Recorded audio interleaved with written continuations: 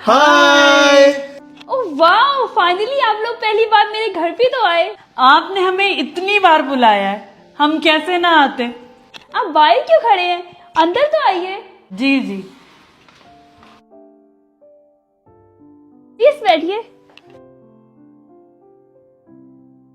आप लोग बैठिए, मैं आप दोनों के लिए अच्छी सी चाय बना के लाती हूँ, ठीक है? जी जी ठीक है। फराह, वैसे घर तो बहुत अच्छा बनाया हुआ है इसने। हाँ, वैसे गर्मी नहीं हो रही? तो एसी ऑन कर लो।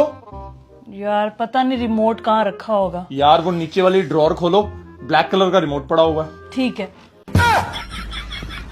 ये फंस गया, इसे पार्टी की मीटिंग समझ के फंस गया।